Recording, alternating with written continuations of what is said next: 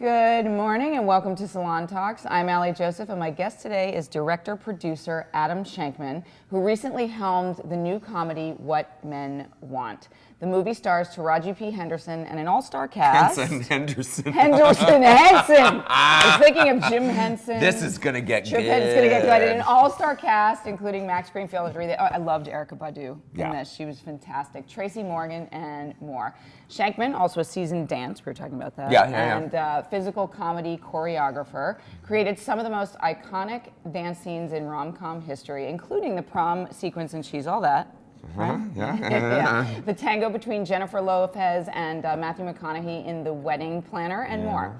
Adam's also directed big-budget Hollywood films like The Wedding Planner. I like that one. That's going back. That's why I choreographed that scene in it, because I directed it. A Walk to Remember, Bringing Down the House, and of course, Rock of Ages and Hairspray. Welcome. I got through that. Yeah, all right, here we go. There we go. I was just listening. I was like, oh, yeah. You're like, did I do all that? I do all that, and then there was like the part of like, I wonder if she's going to get anything wrong. Yeah, did I do it? Some people do. Except Taraji, except Henson. Well, Henson. Yeah, but that's fine. That's fine. We know who she is. And I saw her last night. She was fantastic in this new film. She was engaging and funny and sexy and all the things that we look at her for. So, but What Men Want, if people aren't familiar, is a reimagining of the Mel Gibson. Thank you for saying reimagining. Yeah, because it really is. It's so not a remake. It's not a remake. It's not a reboot, but it's a pivot, right? In a cool way. And so that one looked at what would happen if a man could hear women's thoughts, right? So now it's told from the women's point of view, and this is so timely. So what about the reversed premise drew you to the project? Taraji. The prospect of working with Taraji was sort of the key component that made me say, like, oh, I really want to do this. I knew that, like the idea of just doing at the time I was like, oh, they're remaking the same thing and with a woman. I was like, I wonder how that's going to work. It didn't, I was like, I understand why the studio would want to do it. It was a hugely successful movie. The Nancy Meyers, Mel Gibson, Helen Hunt version was so successful. I mean, in today's market, it would be like Star Wars money. It was that successful.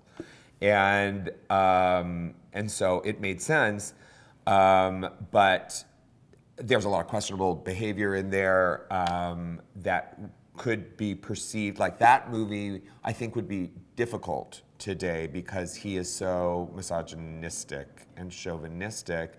But I know that the message of the movie was still pro-feminist because he really learned to respect women at the end of the day. So, but it was a little more circuitous. This goes right for it. And so, excuse me. Excuse me. Get it out. Hence the tea. Yeah, have some more tea. That's right. See, now it's we your can talk turn. about tea with the whole thing. So, when I read the script was very funny. It actually read very, very funny, and it appealed to me in the wheelhouse of being very much like an old-fashioned screwball comedy, which is something that I really love, something that I feel very comfortable playing in that sandbox, and then I loved the fact that the villain of this in the original movie, the Nancy Meyers movie, Mel Gibson's character was both the hero and the villain. And in this movie, the villain is really just the culture surrounding our central character. Like, she has her problems, she's very flawed, everybody's super flawed in the world, but really there is something more than herself that is holding her back. And so attacking that felt like a good idea. And you've made some really cool, modern, and I think super relevant, important changes in this film. I would love to hear. We talk about it. So before we went live, we were chatting a little bit about the diversity that we see here, and not just in the casting, but in the storylines. So what can you share about those choices? Were they made? Obviously, the script was written, but were you integral in sort of pushing any of those forward, or? Yeah, I mean, I certainly they're probably the second biggest part in the movie, which is, I would say, her central relationship in the movie is with her assistant, who is gay. And there was a lot of back and forth about what the portrayal of that gay character would be and how expansive we got there. And I weighed in very heavily because in the earlier drafts of the script, he did not seem very realistic and actually relied on some old rom-com tropes where he was like her girlfriend. and like kind of a little wise old owl, and like picking her shoes and stuff like that. And it was it was creepy. Well, that wouldn't play. I mean, the nice part, one of the great parts is that he, has aspirations to be a sports agent. So Correct. We can tell and a bit so about the story. that guy, right. so that guy, that is his primary objective in the movie. His orientation is not in secondary. It's maybe even further back. Like I think he seems to like. He's completely subconscious. Yeah, well, not subconscious. He's definitely that. But I, yes, his first thing is about his work and what he wants to be doing, and he kind of wants to be her when he grows up, but a better, nicer version of her. And so in doing that, I also then expanded it and gave her a set of girlfriends that were existing in the script. Mostly just to serve one little plot point as opposed to fill out her life. And that was really important to me to do that. And then, I don't know, like across the board, I just wanted to make sure that the whole movie looked like what the world looks like, especially like the world in Atlanta and the world of sports and all of that. So it's diverse because it is diverse. Right. It wasn't hard. I just wanted to make sure that it, we just made sure. It resonated that it felt real for today. And so what we're talking about What Men Want, Adam Shankman's new film, and Taraji Henson plays a sports agent, the only woman in a giant pond field of men. Yeah. It's like, if Jerry Maguire. And they're very few star women agents in the sports world today. Right. And it is a booming, large, multi-billion-dollar business. And so there was also an authenticity to it that I found very compelling. Right. And then we hear ripe for funny. Absolutely. Ripe for funny. Absolutely. And we hear her backstory. She's raised by a single dad who tries to toughen her up. And so she fits this, a sort of a persona of the kind of woman who would try to fit into this. Yeah, she grew up in a boxing gym with a father whose wife had left him for reasons which have been left on the cutting room floor, and yet we shot all of it because I wanted to have, when I shot the movie, every question answered, and then as I pared back the movie, I was like, what do I actually need to know? What do I need to know to care about the characters and all of that? And so over an hour and 10 minutes are on the cutting room floor of this thing. Well, you got to go through it to make it. And it seems like an interesting way to approach directing. And I don't know if everyone does it that way, but maybe your past as a choreographer informs that, because I imagine you have to plot out all the moves to then see what works. It's a puzzle. And particularly in comedy, there are I feel like, in drama, having like some unknown and some mystery can create more texture and something more interesting. That said, if you've never been through the testing process of a movie, the one thing that is the most gut-wrenching is when an audience just doesn't understand and they're like really clamoring for something. And then you're like looking at the studio and you feel like a really I have felt like an irresponsible director, and said, I should have probably shot that. But it was like, it wasn't in the script, but we probably should have thought of that before. We saw it coming and people just sort of went like, well, we don't really have time. I make time. This is one of the shortest schedules I've ever had to shoot anything. The budget of this was really low. And we had to work really hard to make it not look like that, make it feel expansive and big and like a big old comedy, and also to make sure that I felt satisfied that any question could be answered for the audience. That's good. Yeah. It's a thoughtful perspective. So you started your career as a dancer and a choreographer. Yeah. I read that you danced on stage at the Oscars are coming up, so it made me think of 1990. Yeah, Paul Abdul was the choreographer. The winner that year. Oh, it was a couple things. It was Under the Sea was one of the nominated songs from Little Mermaid. That was one of the numbers that I danced. And in the costume, the costume parade, as it were, was a dance number. When they were doing the nominees, and I was Baron Munchausen in the Baron Munchausen piece. Wow. And then and it was like Harlem Nights, and I think the winner that year was Driving Miss Daisy. Okay. I remember because like I ran off stage during one of the dance numbers, and like I sort of landed out of a flip, and I almost killed Jessica Tandy. because she was standing there she and, was already almost in my way. And quite so elderly, so that would have it would have been terrible. By the way, I think she won the Oscar that night. So Thank God you missed her. I know, that would have been a terrible story. So what was it once? It ended well. Yeah. Thankfully. What was it about teaching big stars to move that you liked? Literally nothing that you just said was part of my plan. No, okay. the telling of stories through dance. I grew up on musicals. My parents loved musicals. My mom I had a lot of musical cast albums and in my house growing up. My mom listened to, and so I think that was part of sort of my life training in a weird way, was watching all that fantasy and connecting to it as being sort of more beautiful than real life and full of song and dance, and I that was a value in my home. And so when my big dream in life was to be a chorus boy. That was like my big dream. And sometimes it still is.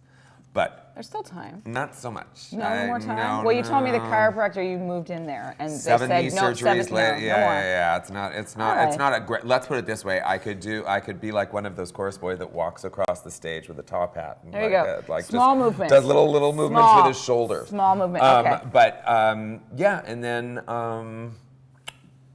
I got into it because I do love working with actors, but I didn't realize, when I started choreographing for film, there weren't musicals really being made. So it was just like a big dance scene here, a big dance scene there, like little spotty all over the place, like some of the ones that you mentioned, and I got to be a part of. And what was really happening in my career, actually what was strange, was I was doing a lot of sort of the cartoon to film adaptations. Like I did a lot of them, like Casper and the Flintstones and Dudley Do-Right and like a whole swath of movies like that. I know, weird, right? So you're choreographing then? I was choreographing, like in the Flintstones. I was choreographing the movement of the people in Bedrock. Live action, right? Okay. It was John Goodman and Elizabeth Perkins and Rick Moranis and Rosie O'Donnell. The Flintstones. Yeah. And the Twitch was performed by the B-52s, and I did that, and then I did the B-52s video of that. And the Addams Family, there was a bunch of dance sequences in the Addams Family movies, and so I did that. And then Casper, there was a musical number that was cut, but it was like all the ghosts, and I helped create all the ghost choreography and that, and it was strange. Dudley Do-Right has some of my favorite things I've ever done, and it's hard for me to find them, but I love those numbers that I did in that movie. It's great when you get to really go back and see some. Imagine like the sort of the trajectory that your life has taken now. Yeah. And so, who were some of the folks you did have to teach to dance? You're like, everything you said I didn't love, but who was sort of the most adaptive? I know you've done videos for Whitney Houston, like great Whitney Houston, and working with Whitney Houston, it was mostly the fun part was actually just being with Whitney, because she was incredibly fun, and she and I loved each other. Like, we got along really, really well, and I felt appreciated and valued by her, and that made me feel really good, because that was right at the beginning of my choreography career. And so that was really fun. I mean, like the bands I worked with, like Tony at the time, and I did videos like Aaron Neville. I don't know. I did a lot of stuff. So the folks liked you. The people did like me, and which is why I worked, because I don't think that I was very good at that time. No, I'm not saying that because I'm humble. I think I've looked back at my work and I'm like, okay. Because I ended up being.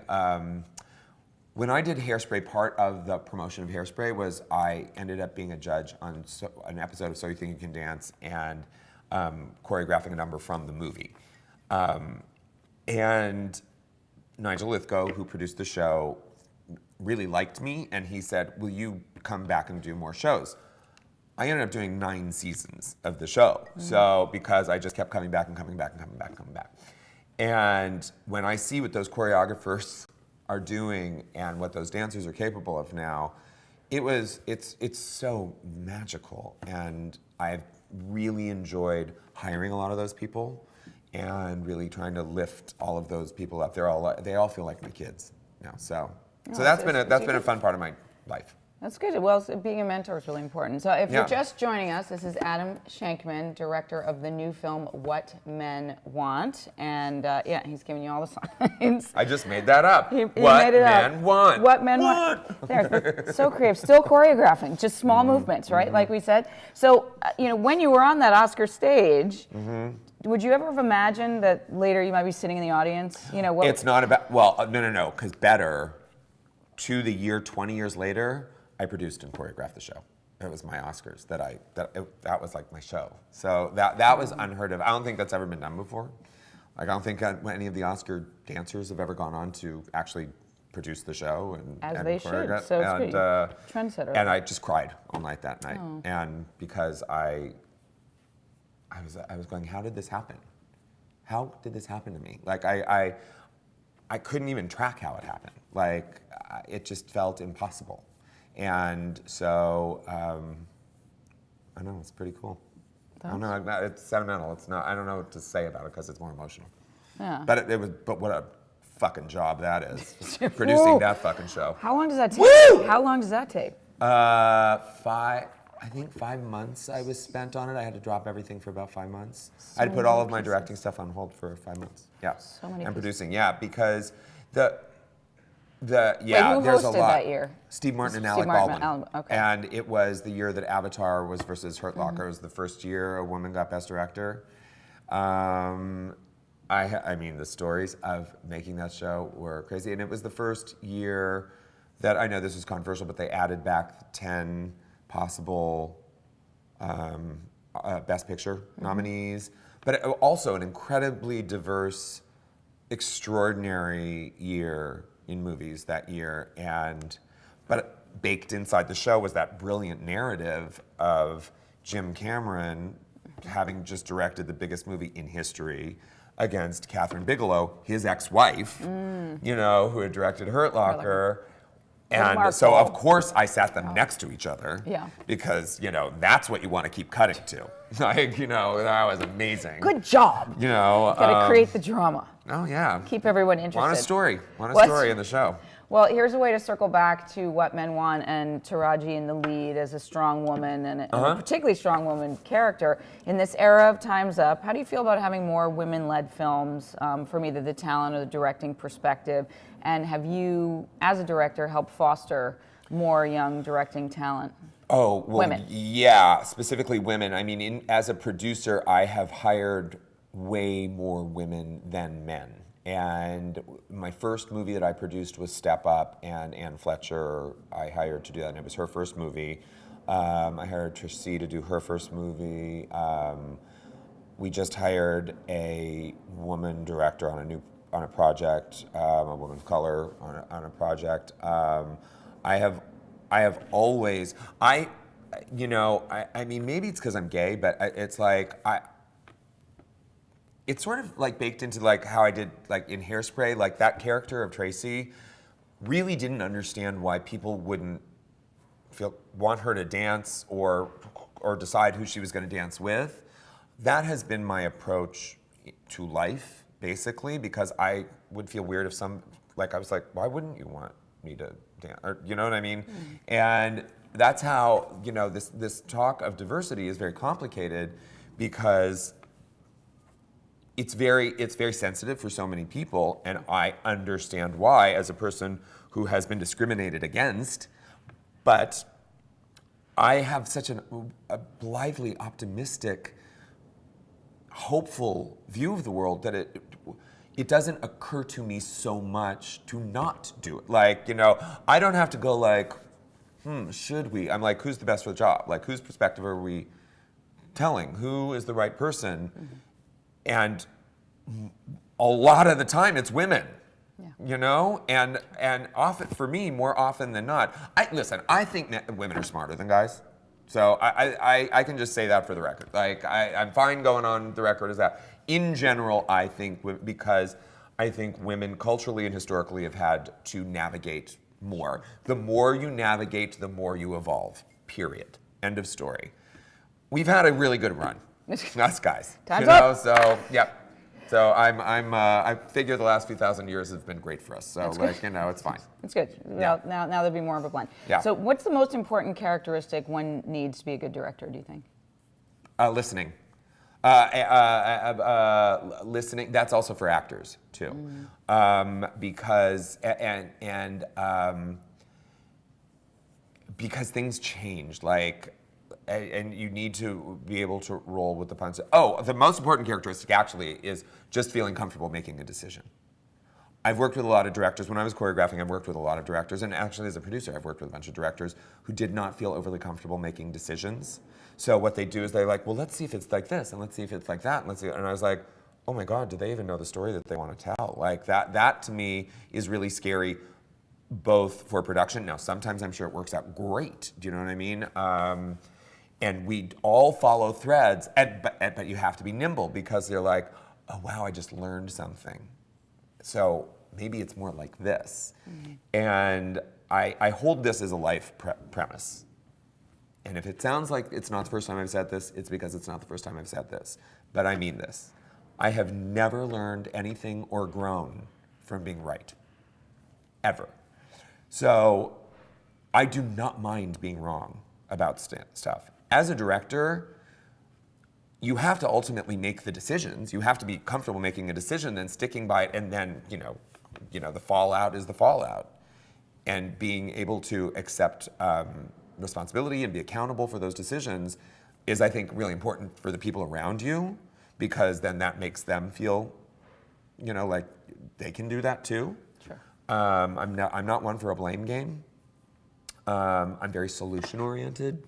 I would make a good director for sure. Yeah, so I'm not super into you can't really live in a problem on a movie set because the world just will stop.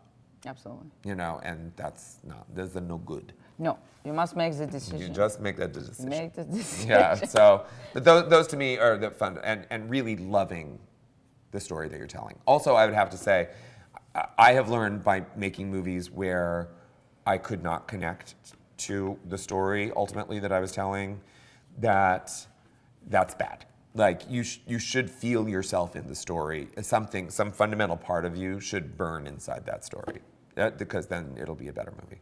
And I think, your experience as a choreographer and as a dancer absolutely has to help you move people through the story. Yes, yeah. Did you see how people moved a lot in my movie? I Was there a lot of camera move, a lot of people moving, a lot of stuff going on. And everything very intentional. So this is Adam Shankman.